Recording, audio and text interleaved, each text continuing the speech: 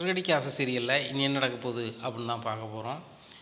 மீனா ரொம்பவே கவலையாக இருக்காங்க அவங்க வேலை பார்க்கக்கூடிய ஆஃபீஸில். உடனே பத்மாக்கா வந்து ரொம்பவே தேத்துறாங்க. ஏன் மீனா கவலைப்படுற, ஒன்றும் பிரச்சனை இல்லை, நீ நல்லாவே வந்துடுவ அப்படிங்கிறாங்க. இல்லைக்கா, நான் வந்து நிறைய படிச்சிருக்கேன். ஆனால் வந்து அந்த ஆஃபீஸர் வந்து என்ன ஒரு மாதிரி பேசுகிறாரு வைக்கிறாரு. அவர் ஆஃபீஸருக்கு நான் கீழே வேலை பார்க்கறதுனால இப்படி பேசுகிறாங்களா வைக்கிறாங்களா அப்படிங்கிறாங்க. இங்கே பாரு மீனா, நீ வேலைக்கு இப்போ தான் சேர்ந்து கொஞ்ச நாள் தான் ஆச்சு. ஆனால் வந்து வேலையெல்லாம் அப்படி தான் இருக்கும், கொஞ்சம் பொறுத்து போ அப்படிங்கிறாங்க. உடனே என்னக்கா பொறுத்து போகிறது, நான் எல்லா வேலையும் செஞ்சுட்டு தான் நான் ஆஃபீஸுக்குலேருந்து போகிறேன். 2 நாள் நீங்கள் லீவ் எடுத்துருக்கீங்க, அதுக்கு தேவையான வேலையை செய்யுங்கங்கிறாங்க. இது என்னக்கா நியாயம் அப்படின்னு ஒரு மாதிரி பேசுகிறாங்கக்கா, ரொம்ப கஷ்டமாகி போச்சு. எப்போவுமே நல்ல அன்பாக பேசுவாங்க அந்த சார், இப்போ ஒரு மாதிரி பேசிட்டாங்க அப்படிங்கிறாங்க. கவலைப்படாத மீனா, நீனும் டிபார்ட்மெண்ட் எக்ஸாம் எழுது, என்ன எழுதினா அவரோட பெரிய ஆஃபீஸர் போஸ்ட்டுக்கு நீனும் போ. அதுக்கப்புறம் நீ அந்த பதவியில் இருந்துட்டு 4 பேருக்கு நல்லது செய்ய, அவர் மாதிரி நீ நடந்துக்கிடாது, அவ்வளோதானே அப்படிங்கிறாங்க. கண்டிப்பாக்கா, நானும் வந்து டிபார்ட்மெண்ட் எக்ஸாம் எழுத தான் போகிறேன். அப்படி எழுதும்போது நான் பாஸ் பண்ணேன் அப்படின்னா கண்டிப்பாக எனக்கு கீழே உள்ளவங்களையோ பொதுமக்களையோ நான் வந்து நல்லாவே நடத்துவேன் வைப்பேன் அப்படிங்கிறாங்க. சரி ரைட், இது தானே வேணும். ஏன்னா எனக்கு தான் எழுதி எழுதி ரொம்ப சலிச்சு போச்சு, எனக்கு வயசும் போயிடுச்சு, இனிமேல் எழுதி பாஸ் பண்ணிடுவாங்கன்னா அப்படிங்கிறத நம்பிக்கை இல்லை அப்படிங்கிறாங்க. அப்படி இல்லைக்கா, எந்த வயசுனாலும் எழுதலாம், நம்ம ரிட்டையர்ட் ஆகுது வரைக்கும் எழுதலாம்ல டிபார்ட்மெண்ட் எக்ஸாம், ஒன்றும் பிரச்சனை கிடையாது, நீங்கள் எழுதுங்கக்கா, கண்டிப்பாக பாஸ் பண்ணுவீங்க அப்படி இப்படிங்கிறாங்க. உடனே சரிக்கா அப்படின்னு சொல்லி பேசிகிட்டு 2 பேரும் பேசிகிட்டு இருக்கையில் டபார்னு ஒரு அறிவிப்பு நோட்டிஃபிகேஷன் வருது. வரும்போது எல்லாருமே பேசுகிறாங்க. இந்த மாதிரி சாப்பிடும்போது இந்த மாதிரி டிபார்ட்மெண்ட் எக்ஸாம் கால்ஃபர் பண்ணியிருக்காங்க, அப்ளை பண்ணுங்கள் அப்படிங்கிறாங்க. மீனாவுக்கு பயங்கர சந்தோஷம். அக்கா இன்றைக்கி தான் பேசிகிட்டு இருந்தோம், அதுக்குள்ளே வந்துட்டுருக்கா அப்படிங்கிறாங்க. மீனா, அவன் நல்ல மனசுக்கு எல்லாமே நல்லதே நடக்கும், கண்டிப்பாக எழுது வை, அது வந்து நல்லதே நடக்கும் அப்படிங்கிறாங்க. அதே மாதிரி டிபார்ட்மெண்ட் எக்ஸாமில் வந்து அப்ளை பண்ணுறாங்க. பண்ணி முடித்த பிறகு வீட்டில் எல்லார்ட்டையுமே சொல்கிறாங்க, எனக்காக எல்லோரும் வேண்டிக்கோங்க, நான் டிபார்ட்மெண்ட் எக்ஸாம் எழுத போகிறேன், இதில் நான் எழுதி நான் பாஸ் பண்ணிட்டேன் அப்படின்னா கண்டிப்பாக பெரிய ஆஃபீஸர் ஆயிடுவேன் அப்படி இப்படின்னு வீட்டில் சொல்லிக்கிட்டு இருக்காங்க. உடனே பாண்டியன் சொல்கிறாங்க, மீனா நீ கண்டிப்பாக வந்து பெரிய ஆஃபீஸர் ஆவ, ஆனால் நீ ஆஃபீஸர் ஆனாலும் ஆகாட்டிலும் எங்களோட சப்போர்ட்டு, எல்லோருடைய சப்போர்ட்டும் உனக்கு இருக்கும் அப்படிங்கிறாங்க. இந்த சூழ்நிலையில் மீனா ஆஃபீஸர் ஆகிட்டாரா, பெரிய ஓவராக இந்த வீட்டில் அவளுக்கு மரியாதை கிடைக்கும், அது போக நம்மளாம் மதிக்க மாட்டாளே அப்படின்னு நினைக்கிற தங்கமயில், மீனாங்க பாரு, நீ வந்து ஆஃபீஸர் ஆகிறத விட இந்த வீட்டுக்கு மருமகள் ஆகுது தான் உனக்கு பெருமை, ஆஃபீஸர்லாம் பேசாமல் தேவையில்லை, ஏன்னா ஆஃபீஸர்னால் ஏகப்பட்ட ஊரி, பேசாமல் நீ பார்க்குற வேலையை பாரு, அதான் உனக்கு மரியாதையாக இருக்கும் அப்படி இப்படிங்கிறாங்க. ஏன்க்கா எல்லாருமே நல்லா இதாக பேசுகிறாங்க, நீங்கள் மட்டும் அப்படி பேசுகிறீங்க அப்படிங்கிறாங்க.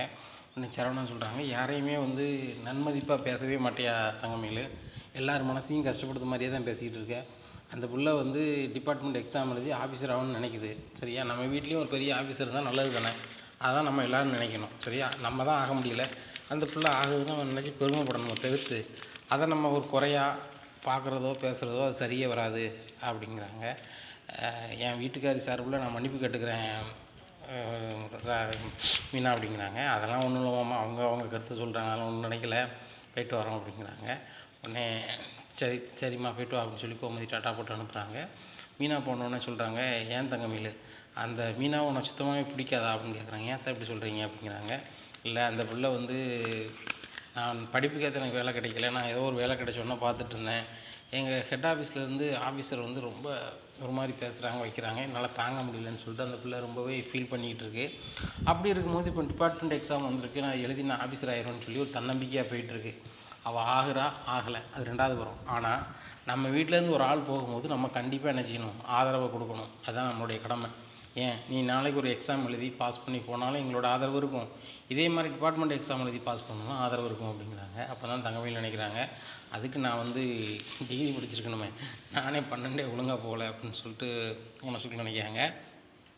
சரித்த நான் வந்து ஏதோ பேசிட்டேன் விடுங்க அப்படின்னு சொல்லிட்டு போயிடுறாங்க.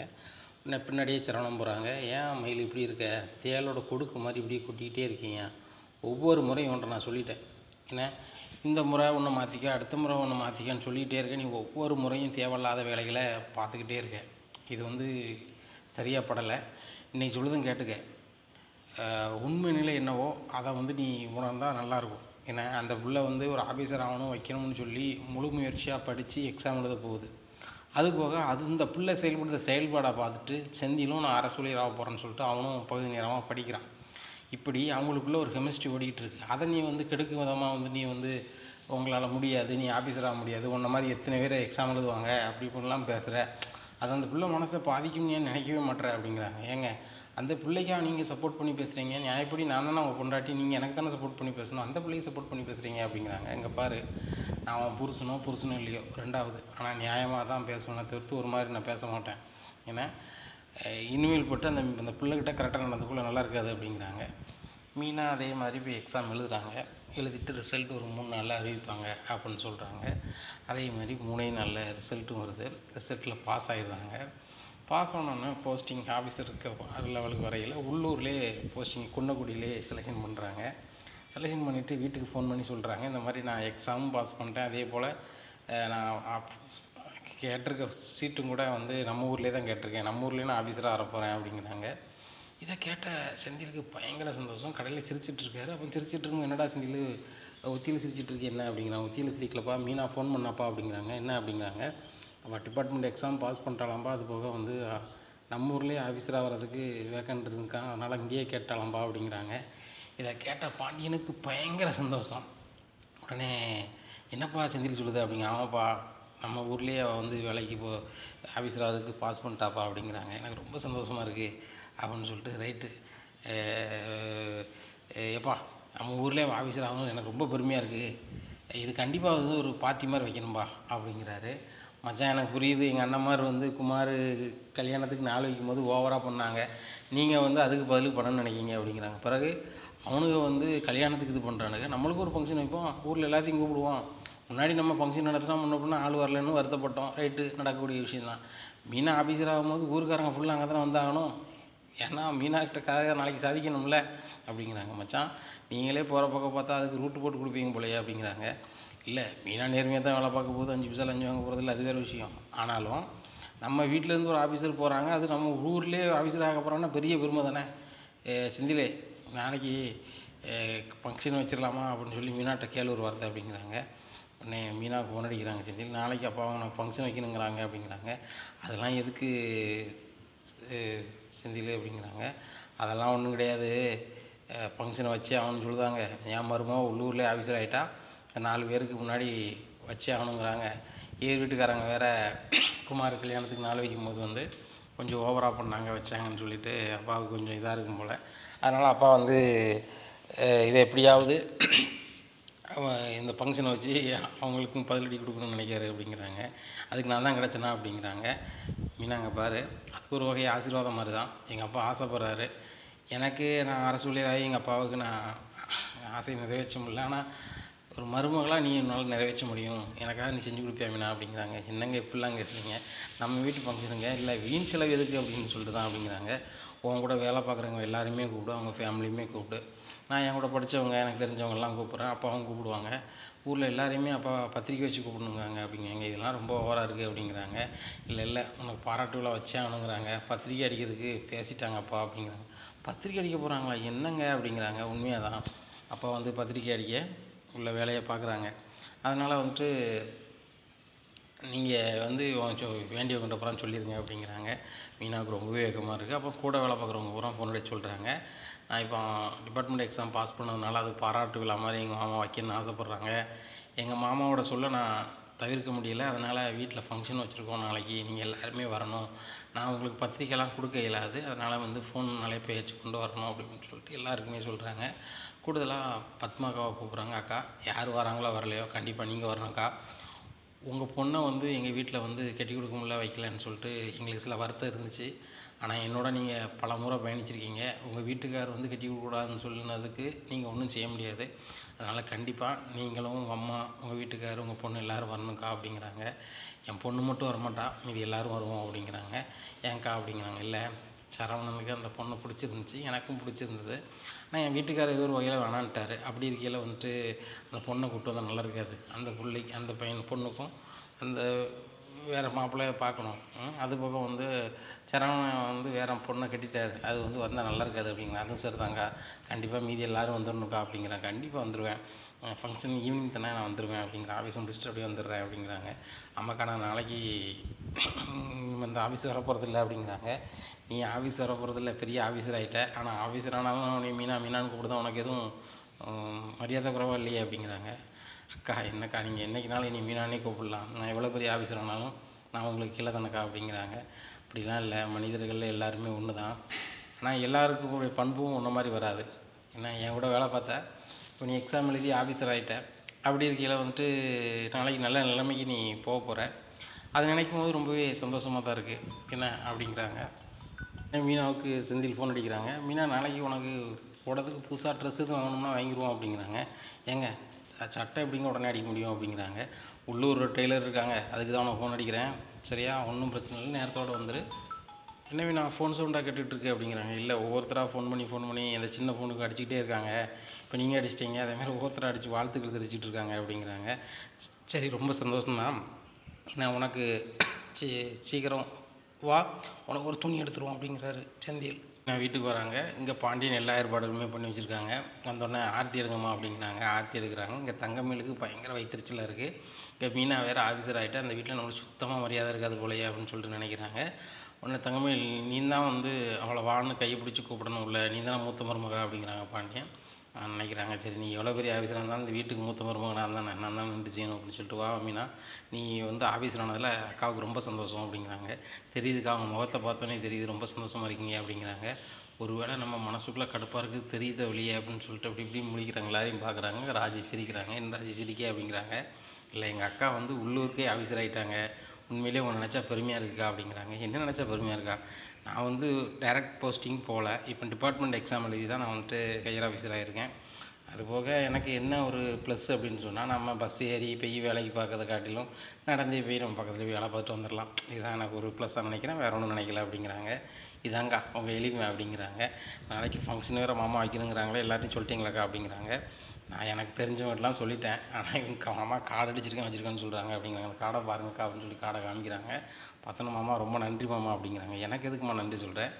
என்ன நீ கௌரவப்படுத்தியிருக்க, ஒரு மாமனா ஒரு புருஷனோட அப்பனா என்ன பெருமைப்படுத்தியிருக்க. எங்கள் வீட்டுக்கு வந்த மருமக பெரிய ஆஃபீஸர் ஆகிட்டா, அது போக வந்துட்டு இந்த ஊரில் குன்னக்குடியில் பெரிய ஆஃபீஸர் ஆகிட்டாங்கிறது எனக்கு தானே பெருமை அப்படிங்கிறாங்க. இப்படியா இருக்குது இந்த சூழ்நிலையில் வந்துட்டு உண்மையிலே உங்களுக்கு பெருமையாக இருக்காம்மா அப்படிங்கிறாங்க. உண்மையிலே பெருமையாக இருக்குது உடனே செந்தில் சொல்கிறார், இது என்ன லேசுப்பட்ட காரியமா, உள்ளூரில் நீ ஆஃபீஸராக வர்றது? எல்லாருமே எங்களுக்கு வந்து வெளியூர்காரங்க அப்படின்னு சொல்லி எங்கள் அப்பாவை பேசுவாங்க, இனிமேல் யாருமே அப்படி பேச மாட்டாங்கல்ல அப்படிங்கிறாங்க. எல்லாருமே தேடி வீட்டுக்கு வராங்க. பாண்டியன் மருமக வந்து பெரிய ஆஃபீஸர் ஆகிட்டாலாம்ல, நம்ம ஊருக்கு ஆகிட்டாலாம்ல அப்படிங்கிறாங்க.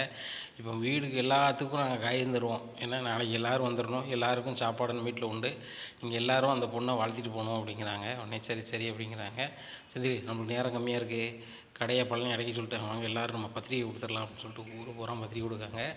உடனே எங்கள் வீட்டில் ரேடியோ கேசட்டு அது இதுன்னு கெட்டுதாங்க. இதை பார்த்த உடனே சக்திவேலுக்குங்க என்ன வேறு யாருக்கும் கல்யாணமாக அந்த அரசு பள்ளி கல்யாணம் எதுவும் வச்சு போயிட்டாங்களா அப்படின்னு சொல்லிட்டு சக்திவேல் பேசுகிறாரு. இல்லை அந்த பொண்ணு வந்து வேலைக்கு போயிட்டாலாம் அப்படின்னு சொல்லிட்டு குமார் சொன்னால், வேலைக்கு போயிட்டாலாம் அந்த பிள்ளையாருன்னு வேலை தானே பார்க்கு அப்படிங்கிறாங்க.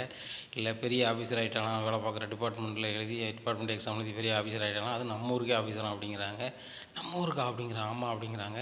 இன்னும் எதுனாலும் அங்கே அந்த பொண்ணுகிட்ட தான் நம்ம அந்த கதையை சாதிக்கணும், அவள் தான் அங்கே இப்போ நம்ம கான்ட்ராக்ட் வேலை எந்த நாளும் நடக்கிறனால அந்த பிள்ளை தான் கையெழுத்து போடணும் அப்படிங்கிறாங்க. அப்போ பாண்டியன் போட விட மாட்டானே அப்படிங்கிறாங்க.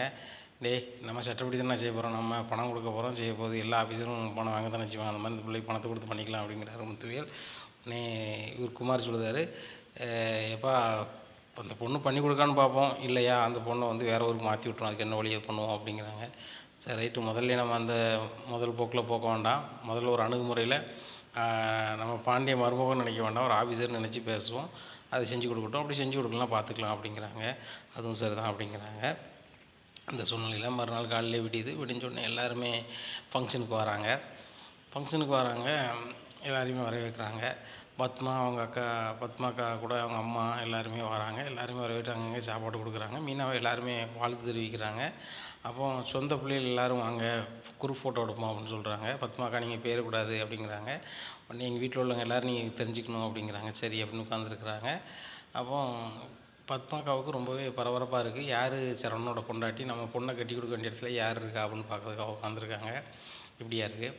இந்த சூழ்நிலையில் குரூப் ஃபோட்டோ எடுக்கிறாங்க. அதில் தங்கமயில் நிற்கிறாங்க. தங்கமயிலை பார்த்த உடனே பத்மா அக்காவோட அம்மாவுக்கு ரொம்பவே ஆச்சரியமாக இருக்குது. இது வந்து இந்த பொண்ணு வந்து என் ஸ்டூடெண்ட்ல அப்படின்ட்டு பத்மாட்ட சொல்கிறாங்க. உங்கள் ஸ்டூடெண்ட்டா அப்படிங்கிறாங்க.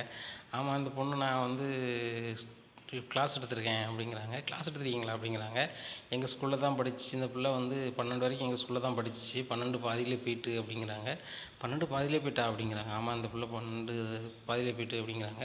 அந்த 12 கூட அந்த பிள்ளை பாஸ் பண்ணல, அந்த பிள்ளையா கட்டியிருக்காங்க அப்படிங்கிறாங்க.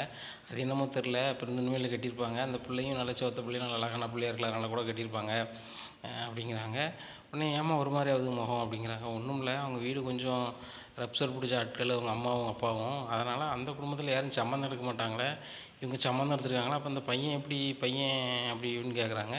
ஏம்மா அந்த பையனை தான் வந்து உன் பேத்திக்கு பேசணும், ஆனால் என் வீட்டுக்கார் வேண்டான்ட்டாரு, அதனால் கல்யாணம் நின்று போச்சு.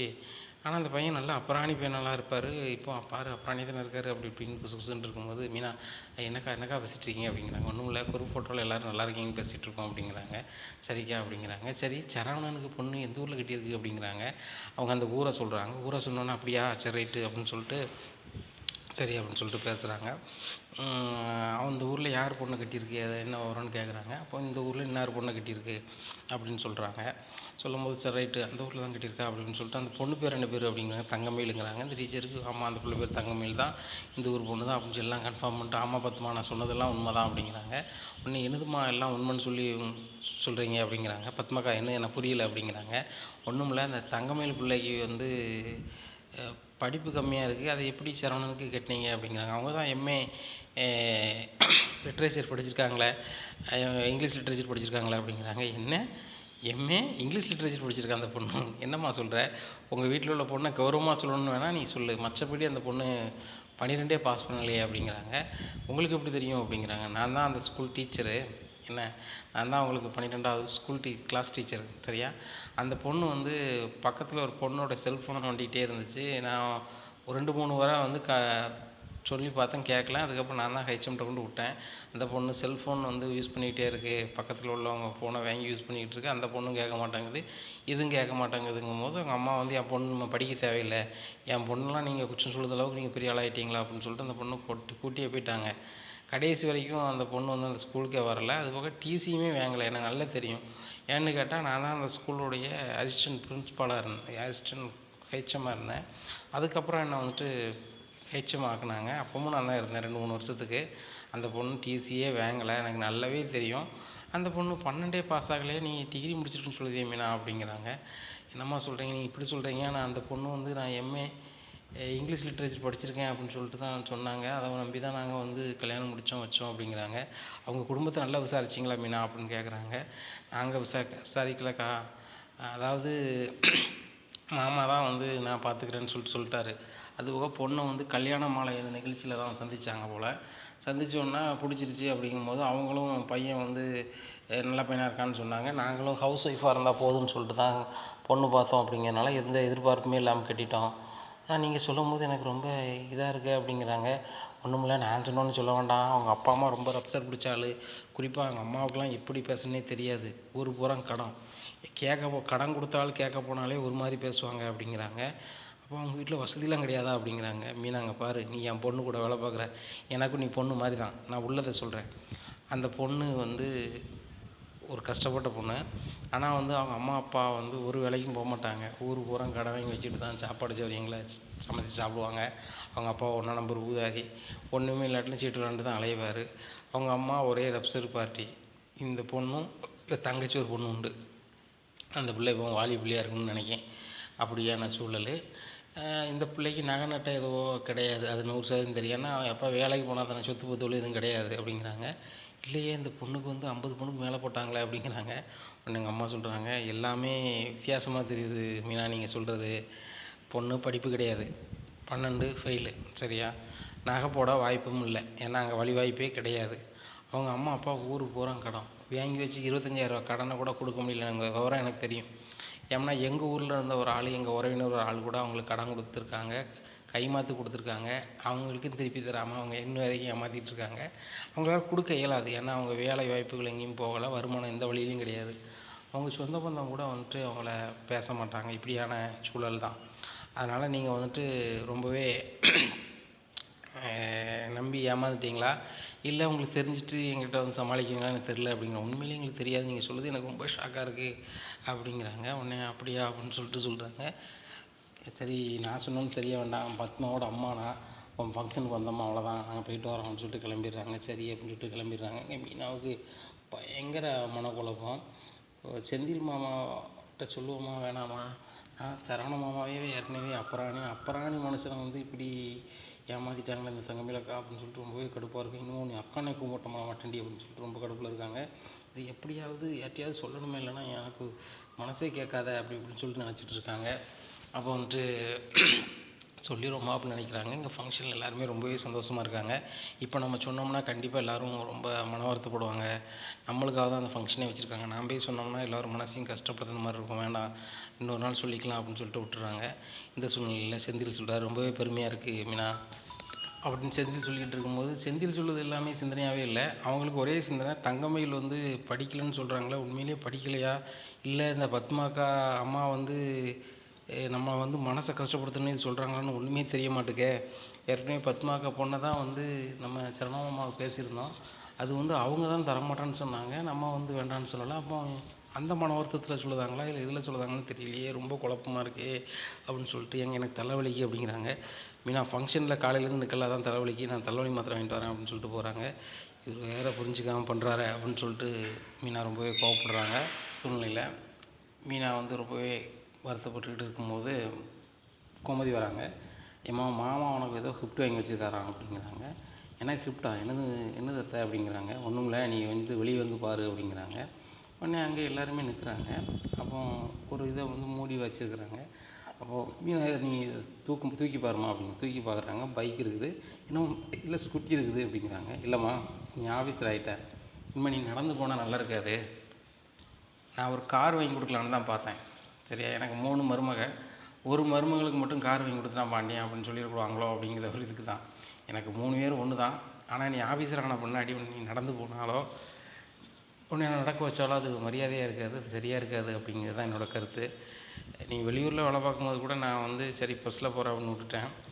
நீ உள்ளூரில் ஒரு ஆஃபீஸராக இருக்கும்போது நீ பைக்கில் போமா, அதான் பைக் வேணும் இருக்கிறது மாமாவோட கிஃப்ட்டுமா அப்படிங்கிறாங்க. ரொம்ப நன்றி மாமா, நான் வேலைக்கு போனோடனே எங்கள் அப்பா கூட எனக்கு ஒரு பைக் வாங்கி தரல, நீங்கள் வாங்கி தந்துட்டீங்க அப்படிங்கிறாங்க. கண்டிப்பாக நீ ஆஃபீஸராக இருந்தேன்னா கண்டிப்பாக உங்கள் அப்பா பைக் வாங்கி தந்திருப்பாங்க, இல்லை ஒரு கார் வாங்கி தந்திருப்பாங்க. நான் உங்கள் அப்பா ஸ்தானத்தில் இருக்கும்போது நான் அதை தானம்மா செய்யணும், அதான் உனக்கு வாங்கி தந்திருக்கேன். கண்டிப்பாக நீ கஷ்டப்பட்ட மக்களுக்கு உன்னால் முடிஞ்ச உதவிகளை செய்யுமா, ஏழை எளியவங்க யார் வராங்களோ அவங்களுக்கு முதன்மையாக ஒரு வேலையை செஞ்சு கொடுமா, அதுதாம்மா இந்த மாமனுக்கு செய்யக்கூடிய நீ கைமாறு, வேறு ஒன்றும் இல்லை.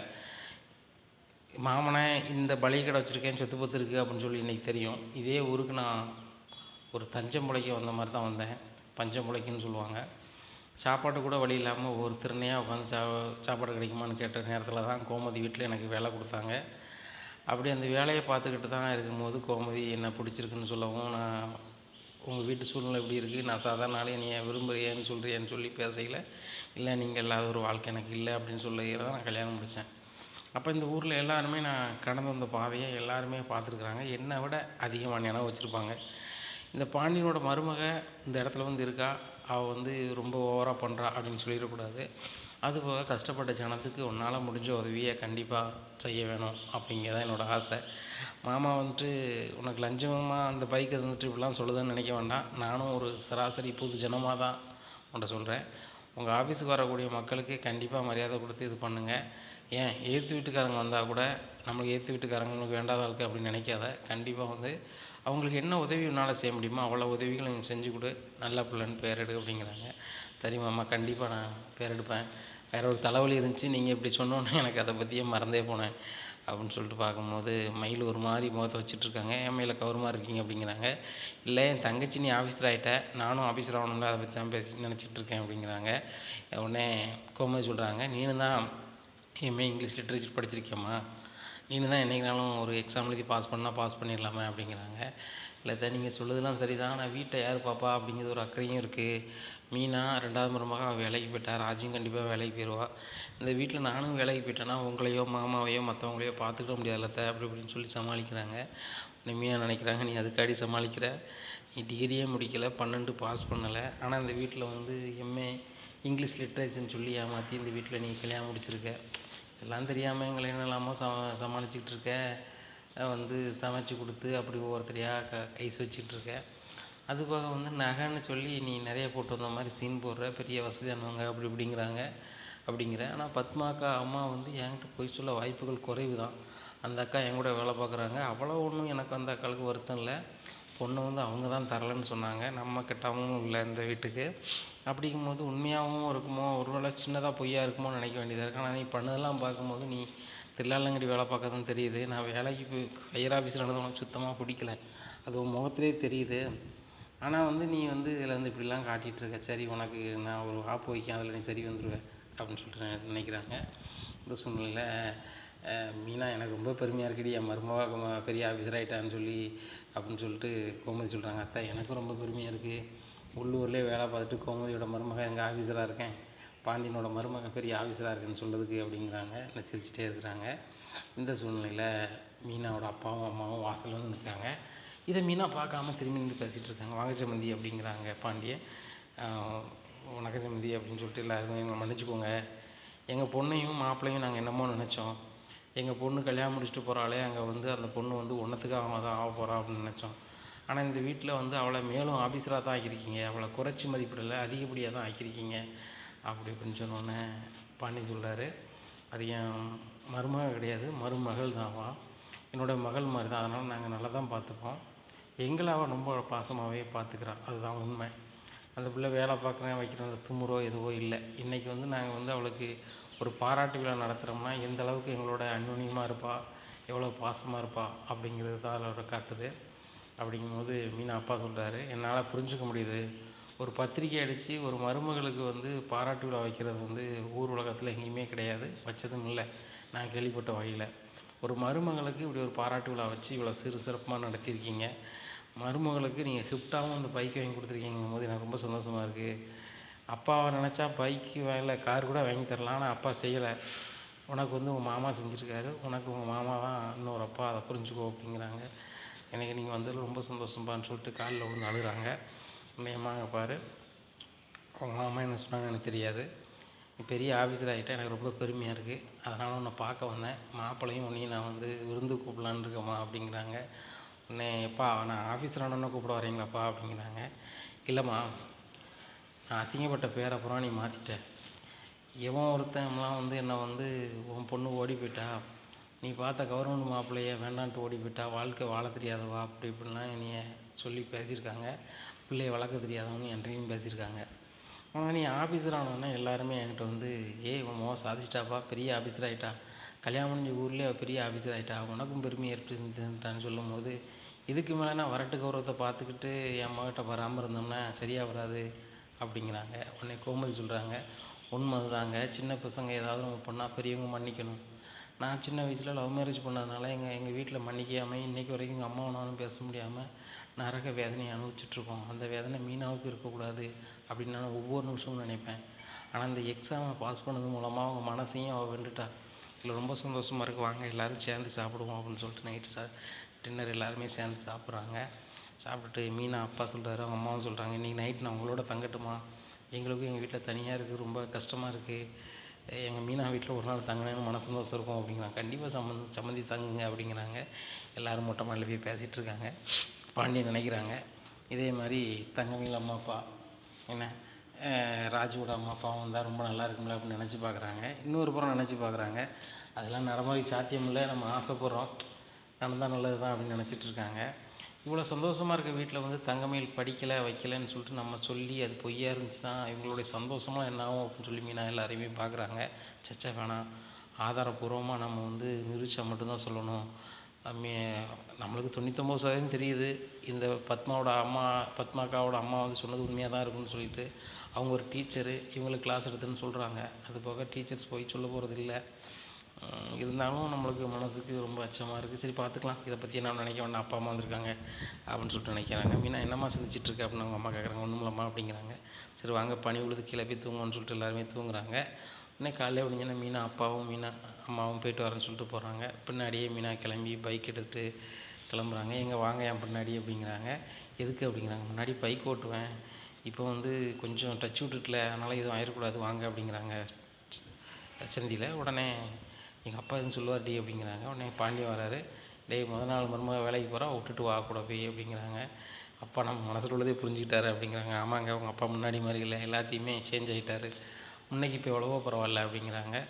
எங்கள் அப்பா கோவப்படுவார், மற்றபடி எல்லாரும் மேலேயும் பாசம் தான் வச்சுருப்பாரு. ஆனால் உனக்கு பைக் வாங்கி தருவார்னு நினச்சி கூட பார்க்கல, கதிர் கூட வாங்கி கொடுக்கல அப்படிங்கிறாங்க. கதிர் கொடுத்த பைக்கை வாங்கலை, எனக்கு புதுசாக அவங்க அப்பா பைக் வாங்கி கொடுத்துருக்காரு சரியா அப்படிங்கிறாங்க. அது என்னமோ உண்மை தான் அப்படின்னு சொல்லிட்டு அங்கே போய் ஆஃபீஸில் கொண்டு விட்டுதாங்க. மீனா நீ ஃபோன் அடி, நான் கூப்பிட வந்துருந்தேன் அப்படிங்கிறாங்க. இல்லைங்க, இதுக்கு தானே, நீங்கள் பைக் எடுத்துகிட்டு போங்க, நான் நடந்து வந்துடுவேன் அப்படிங்கிறேன். ஐயோ, நான் நடந்து கடை பக்கத்தில் தான் இருக்குது போயிடுறேன், நீ பைக்லேயே வந்துடு. ஏன்னா அப்பா உனக்கு தான் பைக் தந்துருக்கு, எங்கே இருக்கு எனக்கு தெரில, அவர் சொன்னதில் பாதி உண்மை இருக்கும், நீ விட்டு வந்துருக்கும் போது விட்டுட்டு கடைக்கு வந்துடு அப்படின்னு அர்த்தம். நான் கடைக்கு போகிறேன் அப்படிங்கிறாங்க. சரிங்க, போயிட்டு வரேன் அப்படிங்கிறாங்க. நிறைய பேர் மீனாவை பார்க்காம அலையும் கழுத்துமா நிற்காங்க. உடனே ஆஃபீஸருக்கு போடணும் அப்படிங்க. அந்த நடைமுறைலாம் எனக்கு எதுவும் வேண்டாம், நான் இந்த ஊர் பொண்ணு தான், இந்த பாண்டியன் அவங்களோட மருமக தான், செந்திலோட ஒய்ஃப் தான். இந்த ஊரில் எந்த நேரத்தில் யாருனாலும் என்ன உதவிக்குனாலும் வரலாம்.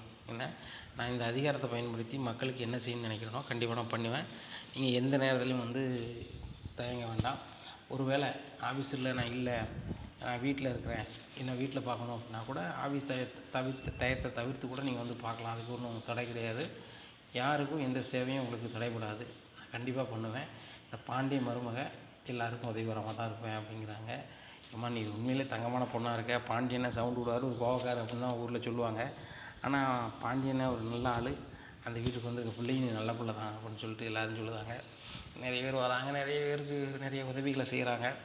செஞ்சோன்னா பாண்டியன்கிட்ட போய் சொல்லுதாங்க, ஒரு மருமக உண்மையிலே தங்கமான பொண்ணுப்பா, நான் ரொம்ப நாளாக அலைஞ்சிக்கிட்டு இருந்தேன், அந்த கதை நடக்கவே இல்லை, உங்கள் மருமக ஆஃபீஸில் வந்தோன்னா அந்த கதை எல்லா கதையுமே நடந்துருச்சு வச்சிருச்சு அப்படின்னு சொல்கிறாங்க. இதை கேட்ட பாண்டியனுக்கு ரொம்ப சந்தோஷம்.